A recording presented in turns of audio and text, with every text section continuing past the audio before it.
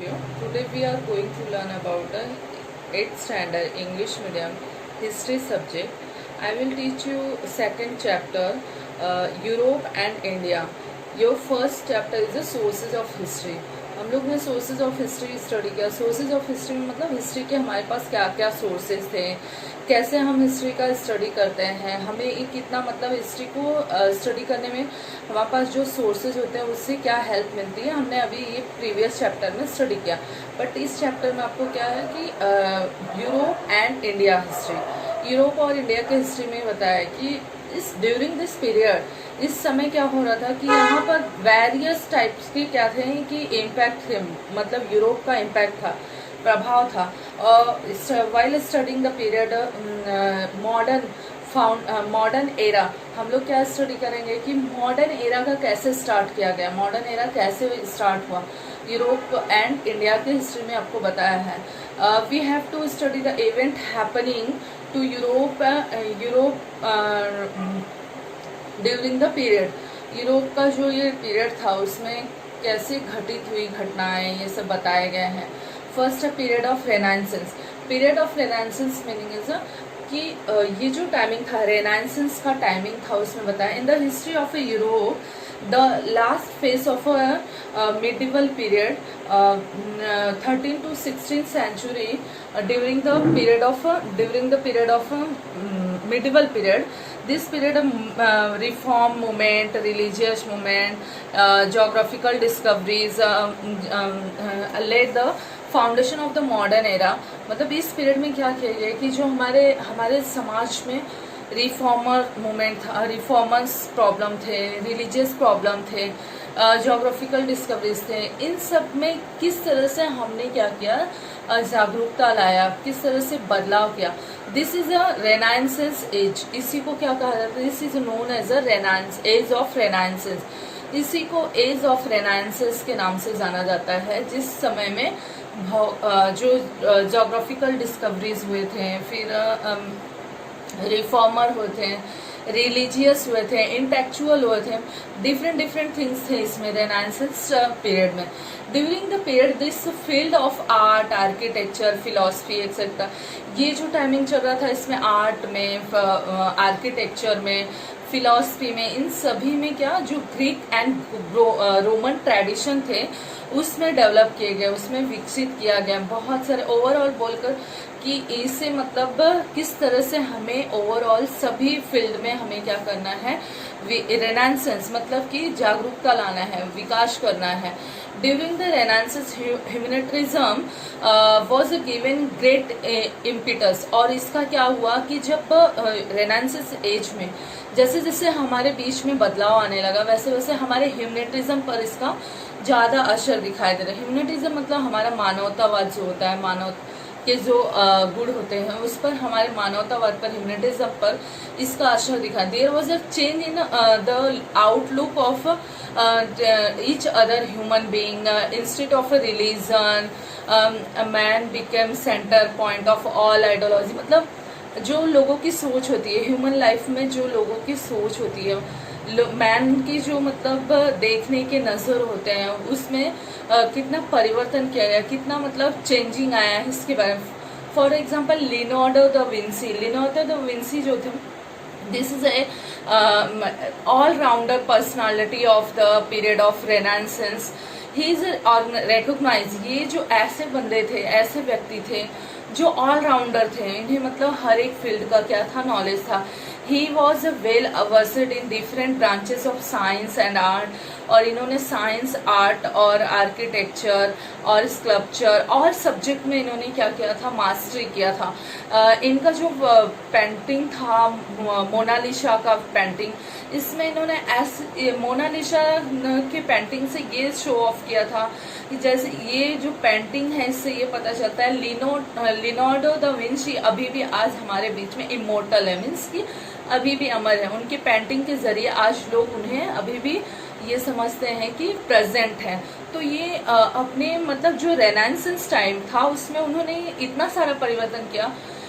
उस परिवर्तन के, उस चेंजिंग के साथ साथ ये शो ऑफ किया गया है कि किस तरह से पेंटिंग के जरिए उन्होंने क्या किया था, अपनी कलाकृतियों के जरिए अपने इमोर्टल को शो किया था, अपने आप को मतलब दिखाया था कि जो हमारे उनके अंदर ऑल ओवर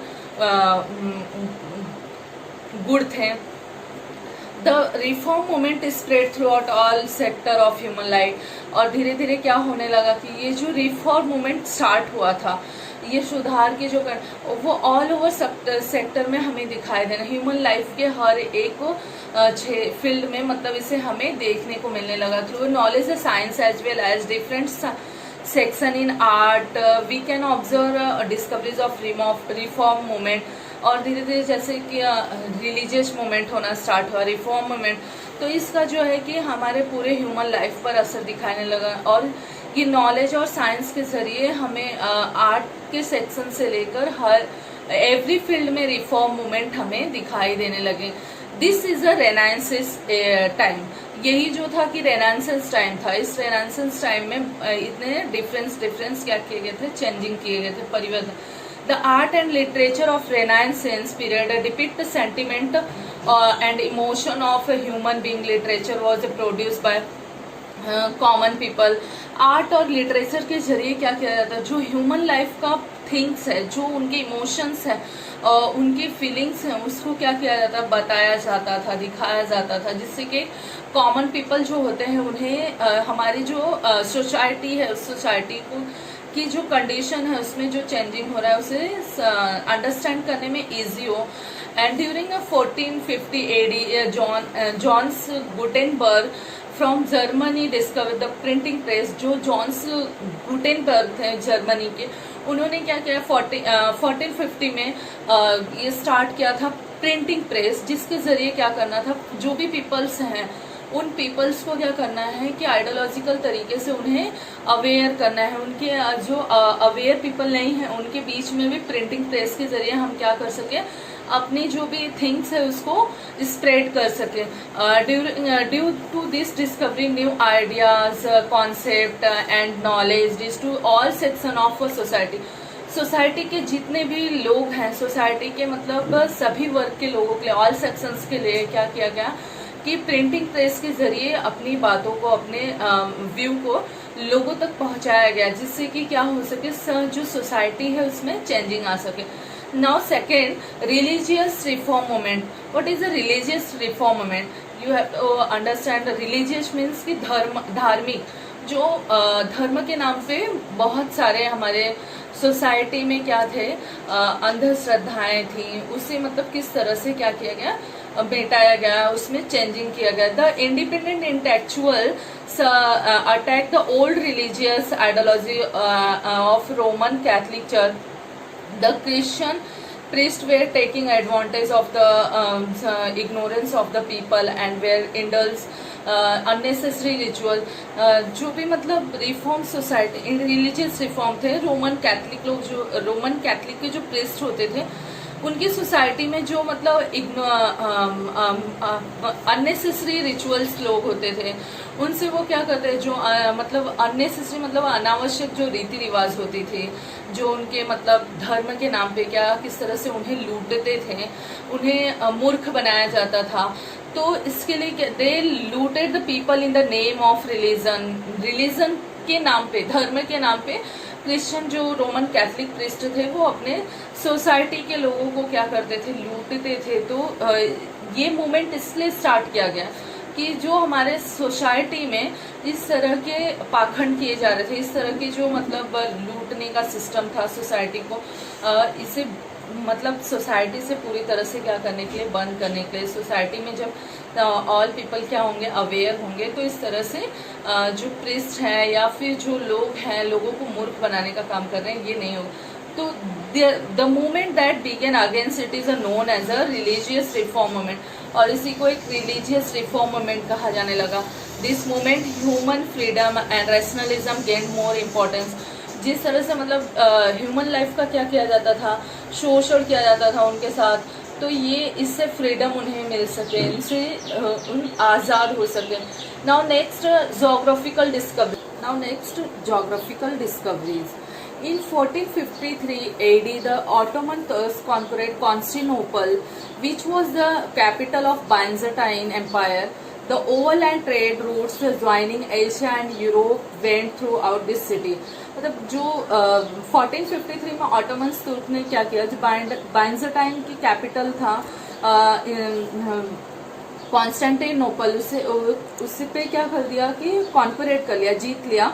और उसके बाद में फिर दोनों एशिया एंड यूरोप के बीच में जो रूट्स थे ट्रेडिंग करने के लिए, व्यापार करने के लिए, उस रूट्स को कैप्चर कर लिया, बंद कर दिया। और फिर since the Turks block this route, जब टर्क्स ने क्या किया कि ब्लॉक कर दिया उस रूट्स को, there was a need of finding alternative trade routes for the European countries to reach Asia. फिर यूरोपियन कंट्रीज में पहुंचने के लिए एशिया को न्यू रूट्स की जरूरत पड़ने लगी, और फिर उसने क्या किया, न्यू रूट्स फाइंड किया।